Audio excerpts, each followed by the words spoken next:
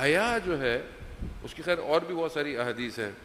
حیا صرف خواتین کے لیے نہیں ہے کہ آپ بولے شرم و حیا خواتین میں نہیں, مرد کے لیے بھی آیا. اگر حیا نہ ہو تو انسان ادب احترام کسی کا نہیں کر سکتا. یعنی بے حیا ہو جائے تو کسی کا بھی احترام نہیں کرے گا, رسپیکٹ نہیں کرے گا. اور سب سے بڑھ کر حیا انسان کو خدا کے آگے جھکا کے رکھتی ہے. انسان اگر کسی اور کی حیا نہ کرے, کم از کم اسے یہ تو پتا ہے کہ خدا دیکھ رہا ہے, خدا تو اس کو دیکھ رہا ہے. کوئی نہیں دیکھ رہا مگر پروردگار تیرے سامنے میں حیا کرتا ہوں.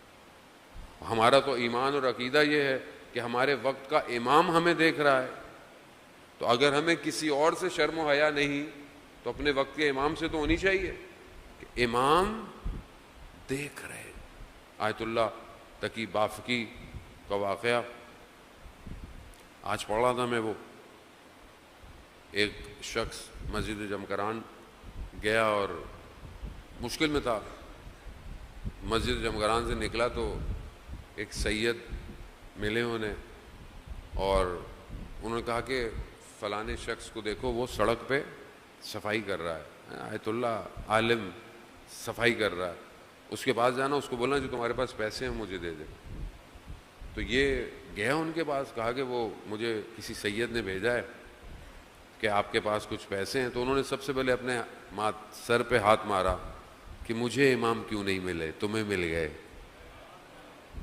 تو خیر وہ انہوں نے دے دیا. آیت اللہ تقی بافقی کا واقعہ ہے کہ جب یہ عراق سے ایران آ رہے تھے زمینی راستے سے, تو بہت سردیوں کی رات تھی, بہت برف. تو انہوں نے بولا کوئی جگہ رات کو گزارنے کے لیے چاہیے, یہ بتانے کے لیے کہ امام کتنا قریب ہوتا ہے. تو یہ جانے لگے تو وہ قہوہ خانہ جیسے چائے کی دکان ہوتی ہے تو وہاں جانے لگے, لیکن وہاں پر لوگ ایسے اوباش بدماش ٹائپ کے بیٹھے ہوئے تھے تو مناسب نہیں تھا. اب ان کو پتہ بھی رات بھی گزارنی ہے, برف گر رہی ہے.